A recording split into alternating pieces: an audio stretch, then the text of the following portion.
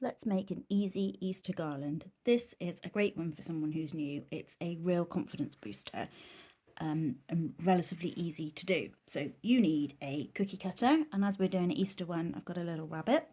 You need some wool. I would suggest you have some carded wool because that will work up quicker. This does take a little while. You need a mat. If you don't have a mat, maybe a cushion that you don't mind ruining, perhaps, because if you hit through with your needle, you're going to break your needle. So you do need a mat. So I've got one here. I've got my shape. I've also got some finger protectors. I would advise using them. You don't have to, but I would advise you do. You also need some twine or something for to make your garland at the end, and some scissors to cut your twine. So let's get started. So this green I'm using is called Leaf. I'm going to pop that in here. So you just push it in. Now it's going to feel a bit frustrating because it's going to pop out and you're going to wonder this is never going to work, but trust me, it will. So you just start pushing it down with your needle. Now you want to be careful to try not to hit that. I don't bring it up high. Hopefully you can see that. I keep it quite low. And this looks like it's never going to go down, but it will. You can hold it a little bit if you want to help. It just takes time, I'm afraid. I promise you it will go down. And you will quite quickly notice that you haven't got enough because you'll see, you know, this doesn't reach the end and I need it to. I'm going to take my finger guards off for a second. If you're not using finger guards, just to hold it, make sure you're holding it somewhere you're not going to hit. If you hold it here, you're more likely to hit your finger. So in a minute we'll add some more. Let's get this all tucked in. You can hold it down if you want. Again, you need to be careful not to stab yourself. It just kind of helps. It just makes it feel like it is going down. So basically, you just keep going. I'll add a bit more in a minute. The great thing about this is you can't really get it wrong. How much you need to do, well, we'll have a look at that in a second. Just every so often, you just need to pick it up and peel it off the mat. Okay, pop it back in again.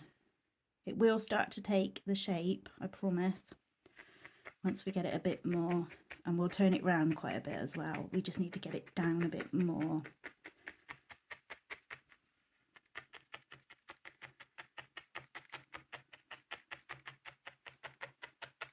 And this is it. So you could put music on, you could listen to a podcast, just chill, relax. I wouldn't advise watching telly because you're going to look up and you're not going to be able to see what you're doing.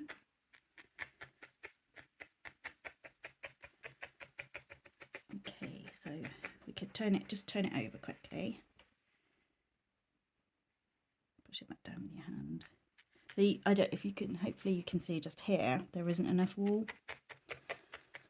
So we'll get some more and add that in. Doing both sides is absolutely fine, it's good. Sort of changes the focus a bit. And it's because it's one colour, you're not going to see like a line or anything. You could do multiple colours if you wanted to. And add a bit more. I can see something in that. Let's get that out. Oops. So just adding it to move your mat however you need to. Pushing this down. You could switch over to 2 needles if you feel able to, but you lose a little bit of the control then, I feel, but it will speed the process up.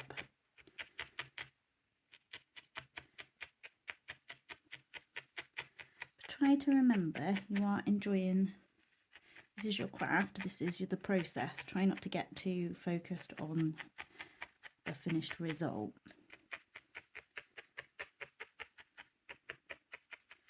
So we'll get that in.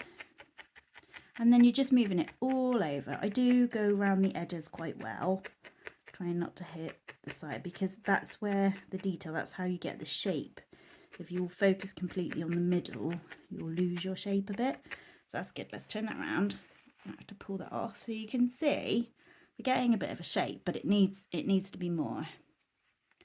how much you do, well, you want, because we're going to have multiples of these, I'm doing mine in different colours, I'll show you in just a second. What you want is for them to be the same thickness roughly. If one of them's huge, it will really show up, and I want this to be a success for you. I want you to feel like, oh, I've achieved something, because this is just one of those little nice crafts, one of those nice little things you can make. Shouldn't really be able to go too wrong. So you keep going with that. Every so often you pick it up, you turn it around, you keep going until you feel happy. And then, as you can see with this one, I'm just going to go over these little bits here where it looks a little bit. If you take it out of the mould, you risk distorting the shape slightly. So this is the bit where I want my finger guards on. And what I'm just going to do is just pop in a little bit of definition in here, just gently. And if there's any bits that look a bit fuzzy, you can go in. This one's quite soft, it could do with being a bit thicker really. So if you do a lot of this, you may alter the shape. You may alter the shape a bit. You're also going to make it a bit smaller, so just be mindful of that. I'd be more tempted to put it back in the cookie cutter if you want to get it really more stiffer, and keep going with that. You can just making it a bit neater, just popping in a bit more definition. So you might be doing a chick, you might be doing an Easter egg, could be all sorts of things. And you can make these for every season. You can do Christmas ones, you could do flowers, whatever you want. Okay. And this one here. So you're really happy with that. And then you're going to get your ribbon. Just so that my bows look reasonably similar, I'm just using this mat and going a little bit over. You could get a ruler, you can just use your eyes, but so you don't end up with one huge bow and the other's quite small. And so all mine I've done so far are all going to be facing the same way. And they've all got little bows on, so they have to be facing the same way. So we turn this one round. Let's just sort that out a little bit. Pop the bow on. So you can make these really stiff or not too stiff. The main thing is you don't want the shape to distort too much. And these are going to go on the fire. Not on the fire, sorry, on the fireplace, just across. We don't light our fire, it's electric one. And then how much you want. So you're going to just space these out. Could just be a small one. You could have lots of space between it. That bit's, that bit's completely up to you.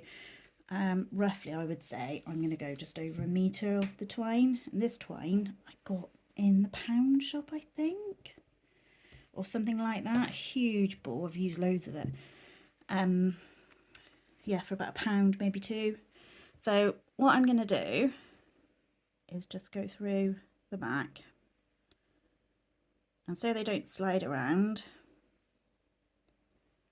I'm sorry, you can't see that.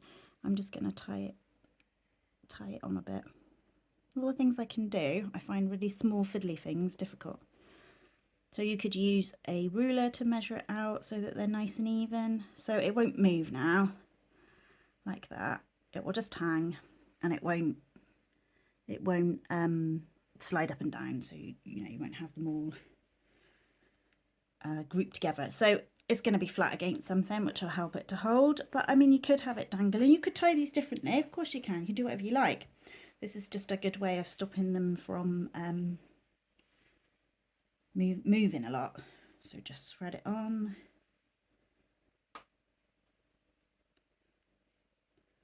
Tie it on. So I am going to show you in another video when I've done where the colours are a bit more muted. So if you're not into your pastels, then that might be a bit more fun. And I've got some different shaped cookie cutters. But if you're, I hear so many people say all the time, oh, I'm not very creative. Oh, I hate when people say that. I feel like I just want to say you just haven't found your craft yet. And once you do, you'll be away. So, and to start with something that's relatively easy and not too taxing for the brain, not too difficult. You don't need a lot of supplies. I've used quite a few different colours. You don't have to. You could just do it all one colour. You could just do white if you just had some coral. Oh, look, can you see? That's so lovely. And we'll just add the others on, and that's your little garland. So I hope you have a go. And if you like this, please do subscribe. And we will do another one in a very, very soon. And that's going to be sheep. So that'll be lots of fun. Okay, take care. Bye.